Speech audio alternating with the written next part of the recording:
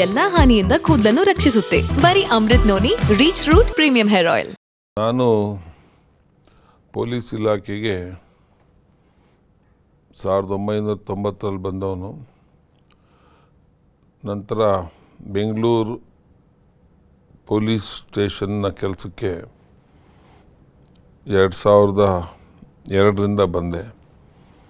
ಮತ್ತು 2012ವರೆಗೂ ಬೆಂಗಳೂರಿನ ವಿವಿಧ ಸ್ಟೇಷನ್ನು ಮತ್ತು ವಿವಿಧ ವಿಭಾಗಗಳಲ್ಲಿ ಕೆಲಸ ಮಾಡಿದೆ.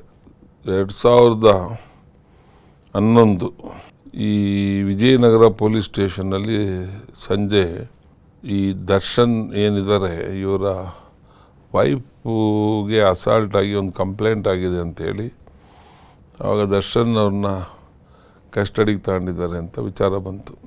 ನಾನು ಅವಾಗ ಉಪ್ಪಾರಪೇಟೆ ಇನ್ಸ್ಪೆಕ್ಟರ್ ಇದ್ದೆ. ನಮ್ಮ DCP ಆಫೀಸು ನಮ್ಮ ಠಾಣೆಯ ಮೇಲ್ಭಾಗದಲ್ಲೇ ಇತ್ತು.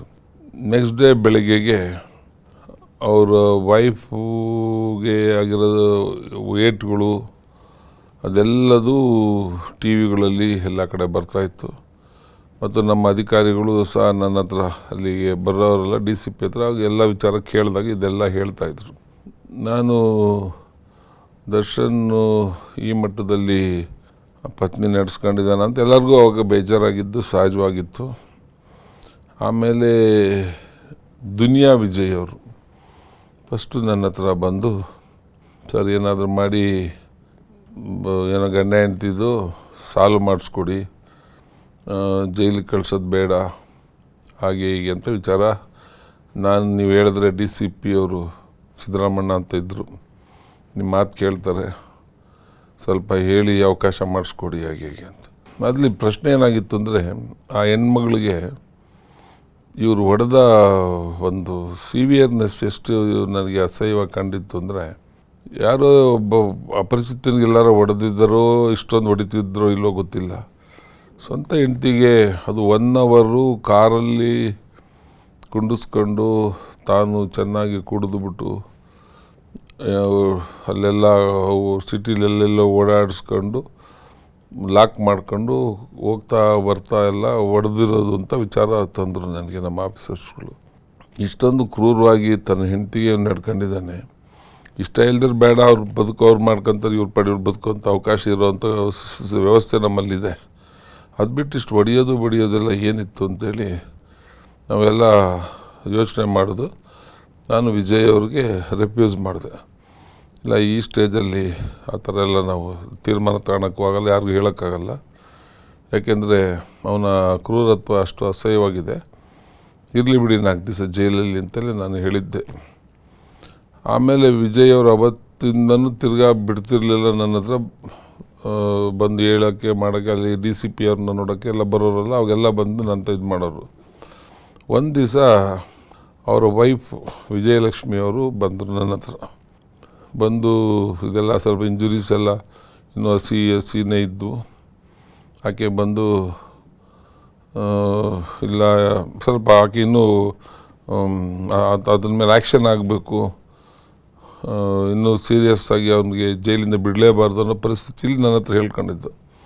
ನಾನಿಲ್ಲಮ್ಮ, ನಮ್ಮ ಅಧಿಕಾರಿಗಳೆಲ್ಲ ಹಾಗೆ ಮಾಡ್ತಾಯಿದ್ದಾರೆ, ಯಾರು ಅವನಿಗೆ ಸಹಾಯ ಮಾಡ್ತಿಲ್ಲ ಅಂತೆಲ್ಲ ನಾವೆಲ್ಲ ಹೇಳಿದ್ವು. ಆಮೇಲೆ ಅವ್ರ ಕಡೆ ಲಾಯರ್ಸು, ದರ್ಶನ್ ಕಡೆ ಲಾಯರ್ಸು ನಮ್ಮನ್ನು ಅಪ್ರೋಚ್ ಮಾಡಿದ್ರು. ಅವಾಗ ಮಾಡಿ ಏನೋ ಗಂಡ ಹೆಂಡ್ತಿ ಸಾಲ್ವ್ ಮಾಡಿಸಿ ಸರ್ ಅಂತ. ಆಮೇಲೆ ನಾವು ಒಂದಷ್ಟು ದಿವಸ ಆದಮೇಲೆ, ವಾರ 10 ದಿವಸ ಆದಮೇಲೆ ಈಕೆ ಒಂದು ಸ್ವಲ್ಪ ಈಕೆ ಬದಲಾವಣೆ ಆಗೋದು ಕಾಣಿಸ್ತಾ ಇತ್ತು. ಗಂಡನ ಪರವಾಗಿ ಸ್ವಲ್ಪ ಮಾತಾಡೋಕ್ಕೆ ಶುರುವಾಗಿದ್ರು. ಸರಿ, ನಾವು ಒಳ್ಳೆಯದ ಅವ್ರು ಚೆನ್ನಾಗಿರೋದಾದ್ರೆ ಇರಲಿ ಬಿಡಿ ಅಂತೇಳಿ ನಾವು ಏನು ತಲೆ ಕೆಡ್ಸ್ಕೊಂಡಿಲ್ಲ. ಆಮೇಲೆ ಆಕೆನೇ, ನನ್ನ ಜೀವನದಲ್ಲಿ ನಾನು ಮಾತ್ರವಲ್ಲ, ನನ್ನ ಕೂದಲು ಕೂಡ ಆಗಿರಬೇಕು ಸ್ಟ್ರಾಂಗ್ ಅಂಡ್ ಸ್ಟೈಲಿಶ್. ಬರೀ Amrut noni reach root premium hair oil ನೊಂದಿಗೆ. Reach root premium hair oil. Sir ಏನೋ ನೋಡಿ ಅವರು ಈಗ ತಪ್ಪು ಪಶ್ಚಾತ್ತಾಪ ಪಡ್ತಾವ್ರೆ, ಅವರು ಬಿಡಿಸೋ ವಿಚಾರಕ್ಕೆ ಏನಾದ್ರು ಸಹಾಯ ಮಾಡಿಕೊಡಿ ಅಂತ ನಮ್ಮ ಹತ್ರ ಮಾತಾಡ್ತಿದ್ರು. ನಾವು ಅವಾಗ ನಮ್ಮ ಏನು ತನಿಖಾಧಿಕಾರಿಗಳಿದ್ದರು ಅವ್ರ ಹತ್ರ ಎಲ್ಲ ಚರ್ಚೆ ಮಾಡಿ ಅವ್ರು ಏನೋ ಒಂದಾಗ್ತಾರಂತೆ, ನೋಡ್ರಪ್ಪ ಹೀಗೆ ಅಂತ ಹೇಳಿದಾಗ ಚಾರ್ಜ್ ಶೀಟನ್ನ ಬೇಗ ಹಾಕೋದ್ರಿಂದ ಕೋರ್ಟಲ್ಲಿ ಕ್ವಾಶ್ ಹಾಕೋದು ಮಾಡೋದಕ್ಕೆ ಮೊದಲದಕ್ಕೆ ಅವಕಾಶ ಇರುತ್ತೆ ಅಂತ ಮತ್ತು ಅವರು ಇಬ್ಬರು ಒಪ್ಕೊಳ್ಳೋದಾದರೆ ಕೋರ್ಟನ್ನು ಅದಕ್ಕೆ ರಾಜಿ ಮಾಡೋಕ್ಕೆ ಅವಕಾಶ ಇದೆ. ಆದರೆ ಈ ಕೆಳಗಡೆ ಕೋರ್ಟ್ಗಿಲ್ಲ, ಅದು ಹೈಕೋರ್ಟ್ ಅಷ್ಟೇ ಮಾಡ್ಬೋದು ಆ ಥರ ಸಂದರ್ಭದಲ್ಲಿ. ಅದಕ್ಕೆ ಹೈಕೋರ್ಟ್ಗೆ ಅರ್ಜಿ ಹಾಕೋಣೋದಕ್ಕೆ ಮತ್ತು ಅಲ್ಲೇ ಕಾಂಪ್ರಮೈಸ್ ಥರ ಆದರೆ ಕೇಸ್ ಖುಲಾಸೆ ಆದರೆ ಅವ್ನು ಆಚೆಗೂ ಬರೋಕ್ಕಾಗುತ್ತೆ ಅನ್ನೋ ವಿಚಾರ. ಯಾಕಂದರೆ 307 ಎಲ್ಲ ಇತ್ತು ಅಲ್ಲಿ. 307 ಇದ್ದಿಂದ ಅವ್ರಿಗೆ ಬೇಲ್ ಸಿಗೋ ಚಾನ್ಸಸ್ ಕಡಿಮೆ ಇತ್ತು. ಆವಾಗ ನಿರಂತರವಾಗಿ ಅವ್ರ ಲಾಯರ್ಸು ನನ್ನ ಹತ್ರ ಮತ್ತು ಆ ಅಮ್ಮ ಆಲ್ಮೋಸ್ಟು ಒಂದು 8-10 ದಿವಸ ಡೈಲಿ ಬರೋರು ಸ್ಟೇಷನ್ ಹತ್ರ. ಅವ್ರಿಗೆ ಒಂದು ಹಂತಕ್ಕೆ ಬಂದುಬಿಟ್ಟಿದ್ರು ರಾಜಿಯಾಗಿ ಈ ಚಿಕ್ಕ ಕರ್ಕೋಣಕ್ಕೆ. ಆವಾಗ ಇಲ್ಲಿ ಲೀಗಲ್ ಪ್ರೊಸೆಸ್ ಎಲ್ಲ ಮಾಡಿಸ್ಕೊಡ್ಬೇಕಲ್ಲ, ಅದಕ್ಕೆ ಅವರು ನನ್ನ ಒಂದು ಸಹಾಯನ ತುಂಬ ಎಕ್ಸ್ಪೆಕ್ಟ್ ಮಾಡಿದರು. ಅದಕ್ಕೆ ನಾನು DCP ಅವ್ರಿಗೆ ACP ಅವ್ರಿಗೆಲ್ಲರಿಗೂ ಸ್ವಲ್ಪ ರಿಕ್ವೆಸ್ಟ್ ಮಾಡಿಕೊಂಡು ಏನಾದ್ರು ಗಂಡ ಹೆಂಡತಿ ಅವಕಾಶ ಕೊಡಬೇಕಾಗುತ್ತೆ ಸರ್ ಅಂತೇಳಿ ಅವರು ಎಲ್ಲ ಒಪ್ಕೊಂಡು ಇವ್ರಿಗೆ ಸಹಾಯ ಮಾಡೋಕ್ಕೆಲ್ಲ ಬೇಗ ಚಾರ್ಜ್ ಶೀಟನ್ನು ಮಾಡೋ ಪ್ರಯತ್ನನೂ ಅವಾಗ ಮಾಡಿದ್ರು. ಈಗ 307 ಇದ್ದಿದ್ದರಿಂದ ರಾಜಿ ಆಗೋದಾದರೆ ಅದು ಹೈಕೋರ್ಟೇ ಡಿಸಿಷನ್ ತಗೋಬೇಕಾಗತ್ತೆ.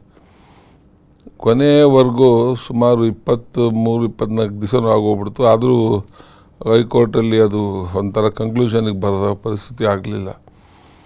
ಆಮೇಲೆ ಅವರು ಲಾಯರ್ಸ್ಗಳು ನಮ್ಮನ್ನೆಲ್ಲ ಬೇಕಾದಷ್ಟು ಸತಿ ವಿಚಾರಗಳಲ್ಲಿ ಏನೇನು ಲೂಪ್ಸ್ ಇದೆ ಅವೆಲ್ಲ ಸೆಟ್ರೇಟ್ ಮಾಡೋದಕ್ಕೂ ಕಾನೂನಲ್ಲಿ ಸಲಹೆಗಳನ್ನು ಕೇಳ್ತಾಯಿದ್ರು.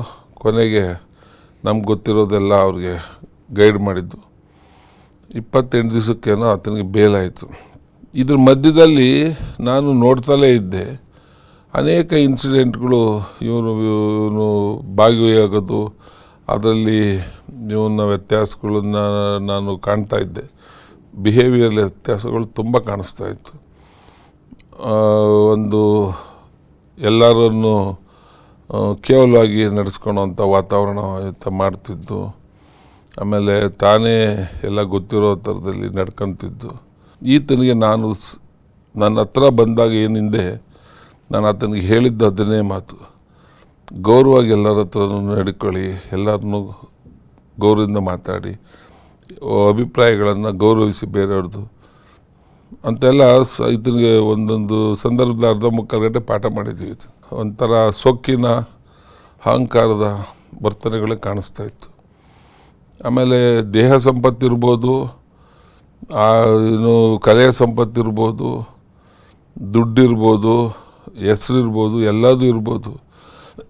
ನಮ್ಮಲ್ಲಿ ಒಂದು ಇಂಗ್ಲೀಷ್ ಪ್ರಾವರ್ಬ್ ಇದೆ, if wealth is last something is last, but if character is last everything last ಅಂತ. ಈ ನಡವಳಿಕೆಯಲ್ಲಿ ಯಾರು ಫೇಲ್ ಆಗ್ತಾನೆ ಮನುಷ್ಯ ಅವನು ಸತ್ತಂಗೆ ಅವನು ಅಂತ. ಅನುಕ್ಷಣದ ಸುದ್ದಿಗಳಿಗಾಗಿ ವಿಸ್ತಾರ ನ್ಯೂಸ್ ಯೂಟ್ಯೂಬ್ ಚಾನೆಲ್ ಸಬ್ಸ್ಕ್ರೈಬ್ ಮಾಡಿ. ಹೊಸ ಸುದ್ದಿಗಳ ನೋಟಿಫಿಕೇಶನ್ಗಾಗಿ ಬೆಲ್ ಐಕಾನ್ ಕ್ಲಿಕ್ ಮಾಡಿ.